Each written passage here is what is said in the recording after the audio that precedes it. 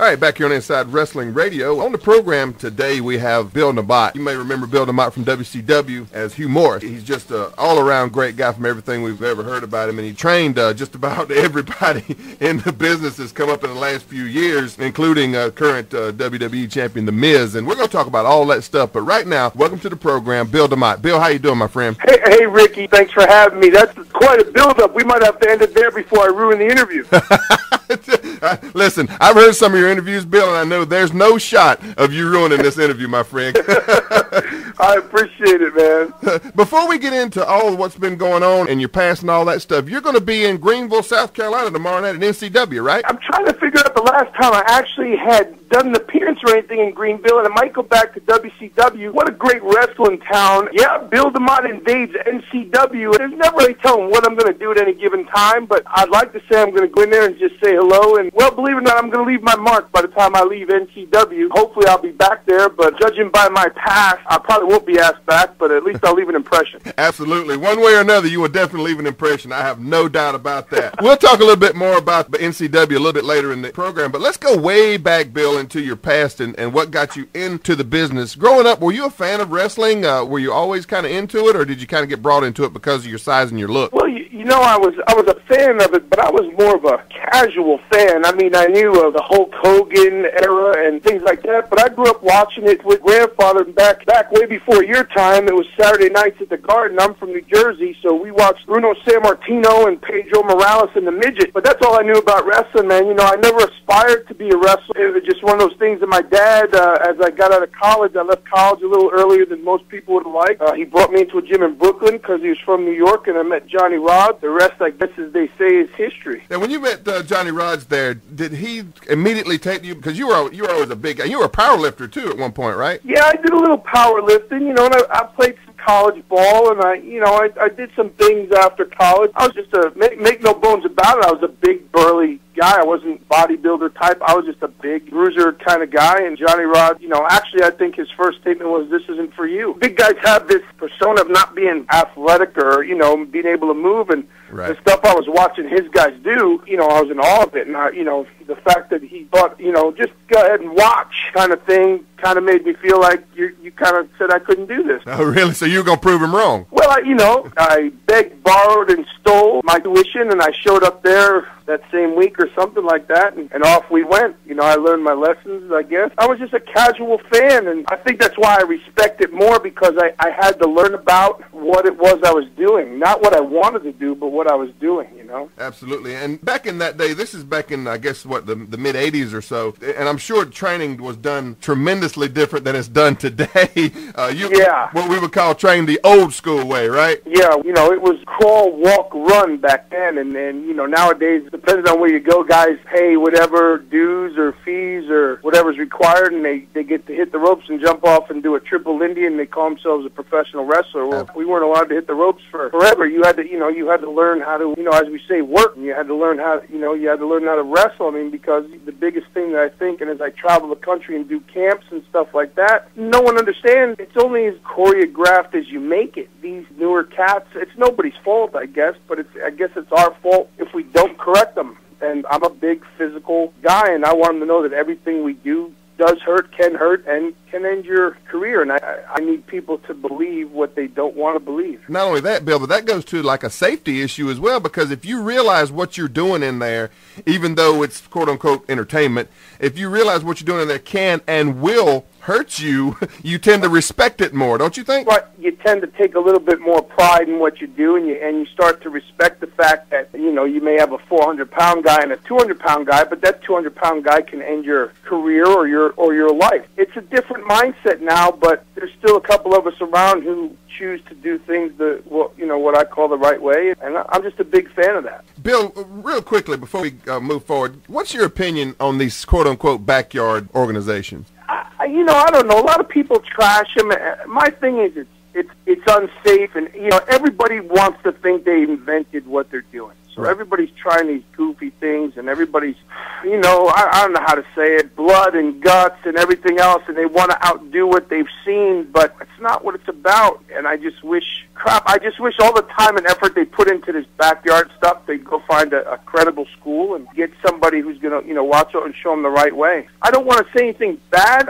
I'm not a fan of it because there's nothing good comes out of it, and a lot of the backyard guys, quote unquote, don't respect it. You know, they see things, they try things, and they move on. And I guess they wear it as a badge when they get hurt or they get scarred for life, or, you know, it's not my bag, you know. So I don't know what to say about it. I'm not a fan of it. I would discourage it all the time. I would discourage it. And the thing I don't understand, and you know, I was like you, I was kind of trained old school as well by Gene Anderson way back in the day, and you know, that's real training, and that I would take nothing in the world for. And these guys, you know, they protect this this backyard stuff like it's something to be protected, and I just don't understand why you wouldn't take the time to go out and find a credible trainer to teach you how not to go out and kill yourself.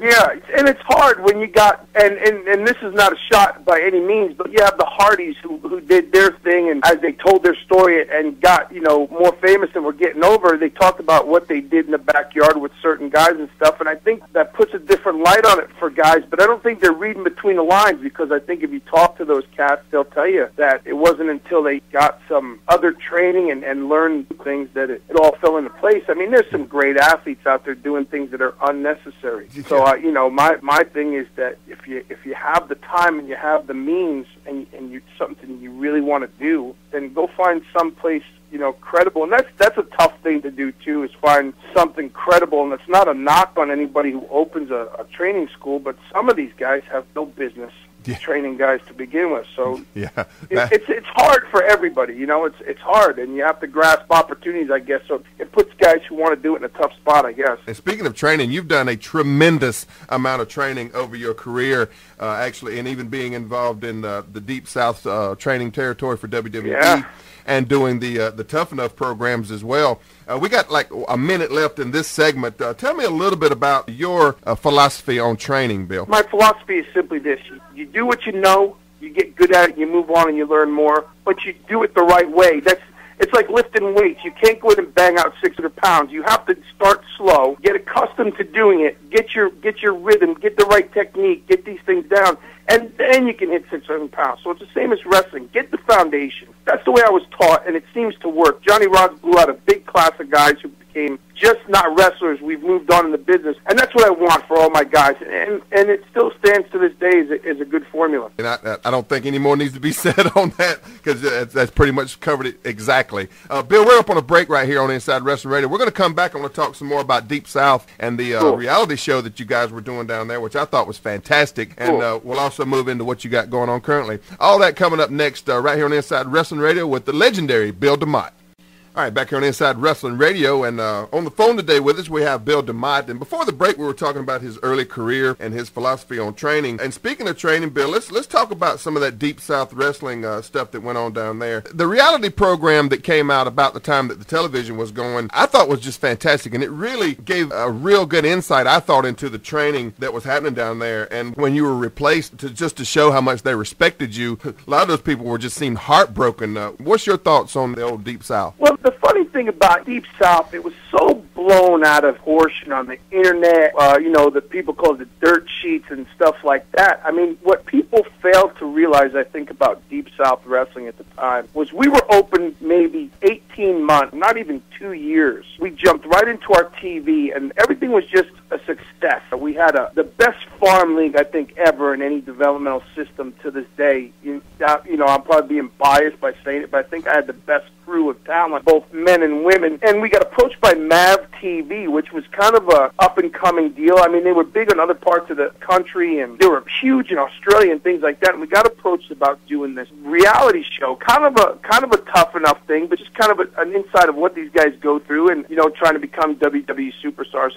Man, it was a great thing. I mean, everything that happened in Deep South, bar nothing, everything was worthwhile. And, man, I think we turned out 30-something WWE and TNA superstars. So regardless of everything that was was said and done and people's stories of what they heard or the boot camp stuff and all this other crap. We were so successful, and you know, my wife and I are so proud of all the guys and the girls that we see till this day on the programs, and we talk to them. 95% of them text message, email, stop by the house, phone call, drop a letter, because regardless of what people outside of Deep South thought, there was a mission, and we all had the same agenda, is that we all wanted them to be the best they could be, and I mean, the list is endless right now. You name half the roster in WWE, and they're Deep South alumni, so we're just proud of that. My wife and I sit and we kind of giggle, and we're real proud of it. And sometimes when we hear the stories, we giggle about that too, because I guess without stories, I guess there's nothing to talk about. But you mentioned some of the names there, and I'm just looking at a few here in front of me. You got Matt Stryker, The Miz, Khali, MVP, The Gemini, Palmer Cannon, Mike Knox, Brooke Adams, Crystal Marshall, Michelle McCool, and the list just goes on and on. You know, Jesse Festus, Jake Swagger, the Edgehead. I mean, Natalie Neidhart came right to us before the closing of Deep South. Derek Nykirk was Paul Heyman's bodyguard. Nick Mitchell, who became part of the Spirit Squad, who then came out of... I mean, now Heath Slater that's up there with Nexus, and Johnny Curtis and Ryan O'Reilly. I mean, the list is endless, and that's not counting the referees, you know, John Cohen and Mike Posey and all these cats. It's just It is an amazing list of talent that you've been directly involved in. Again, that just speaks to your ability and your skill and your knowledge of the business, which I think should be utilized much more than it even has been. I appreciate that. You know what? I'll always say this, and you know, I'm known for being a hard guy and a tough guy and a no nonsense guy. Man, bottom line is I was blessed, because all those kids, all those guys and girls that came to us in Deep South, they had talent, man, and we just got to reap the reward. They made me look better than I was, and that's one of the things we teach as we train, is you make the other guy look better than he is, and all those guys from top to bottom made me look better than I was. So I appreciate you saying that. There's nothing, first and foremost, I would rather do than get someone ready for what they want to do. And then my second love is going and strapping the boots on and raising a little havoc once in a while. Sure, and still making it happen. Bill, we're getting short on time here, but before we get out, I do want to talk some about your WCW days and Hugh Morrus. I'm telling you, I want to use the word, I hate to use the word, but I always marked out on Hugh Morrus, man. I thought he was great, and I loved the big moonsault coming from a guy your size, because I'm kind of big like you, and a guy your size doing a moonsault was always just amazing to me. Tell me a little bit about your WCW days. Again, it's one of those things from the minute I met Johnny Rodz. I was just blessed. I was always in the right place at the right time, and there was an opportunity, and I met the right people, and someone remembered me, and the next thing you know, Kevin Sullivan called me, and I was in WCW shaking hands with Hulk Hogan and Eric Bischoff, and I'm like, holy crap, you know, here we go again. How do I get that luck? It was just the experiences and so much, both good and bad and personal and professional. WCW was the it for me, and I didn't realize how much I loved what I did until I got to do that. You know, we were doing that like 280 days a year, the guys that were steady working, and I loved WCW, and if it wasn't for WCW, I would have never made it to WWF and then later WWE. So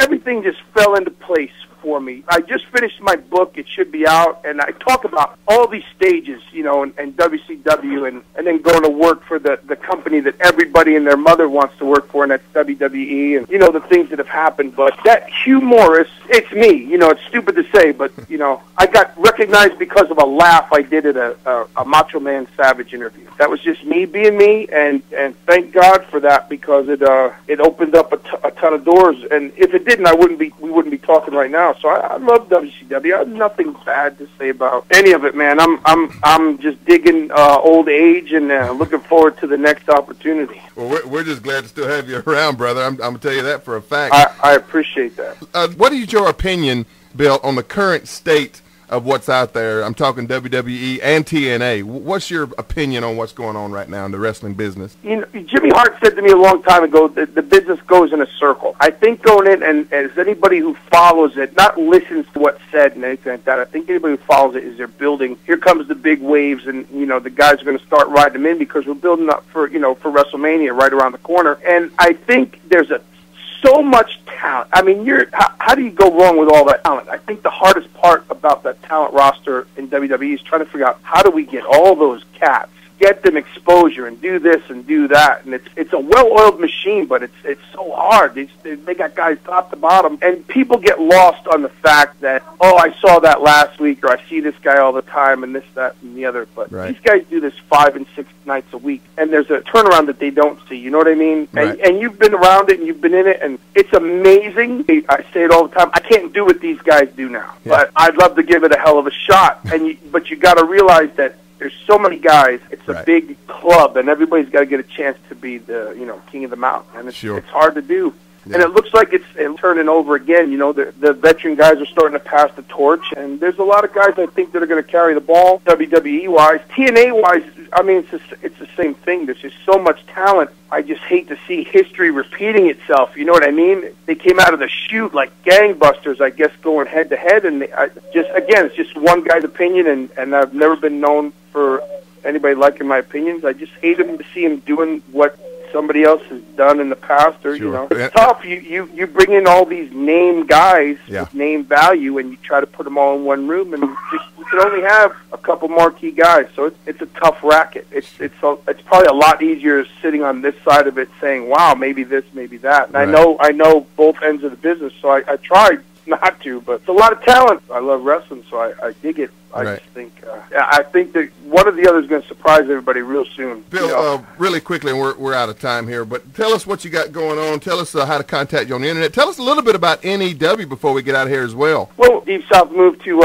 Tampa and became FCW. My wife and I decided that this is what we do, so we opened another training center in McDonough, Georgia, and we named the company New Energy Wrestling. It's the same premise. It's just a different, and it's more positive energy. I want these guys to know that they don't have to go through what we went through. I'm talking about the after effects, the parties, the this, the that, what you need to survive. It's old school training with a new energy. We just started running our promotion late last year. We have a good core group of guys that we're training, and we just look forward to positive stuff. In the meantime, in my time off, I've been finished the book. It's about my life in wrestling and a little bit about myself. It kind of gives everybody an insight on, the Laughing Man. It's called The Laugh. We're finishing up the pictures, and we hope it's in print in the next 30 days. Don't quote me on that. Everybody who gets a chance to read it, I say read it. You're going to learn a lot about Bill Demott and, what makes me tick and what made me tick, and probably come out of it wondering how the hell I survived it. It's just great to be part of wrestling. I'm going to go to NCW. I'm going to shake it up a little bit. I'm touring the country doing training camps. And just everybody who knows, you can reach me at newenergywrestlingyahoo.com. Look on our website. It's a simple website. Come and get me. I love wrestlers. I love people who want to learn, and that's what I do best, so I'm going to keep doing it. Bill, man, thanks so much for coming on the program today, and we look forward to seeing you tomorrow night up at NCW in Greenville, South Carolina. And by the way, that old school training, new energy tagline, I absolutely love that. I think that's fantastic. And thank you, man. I look forward to seeing you there, Rikki. Everybody come out to Greenville and check it out. I promise you won't be disappointed. Well, best of luck to you, Bill, and all success with your book and everything else coming up. And anything we can do for you here at Inside Wrestling Radio, just give us a shout. Thank you, my friend. All the fans, thank you, and God bless you all. All right, that's going to do it for the interview portion of the program. We'll be right back here to close the show on Inside Wrestling Radio.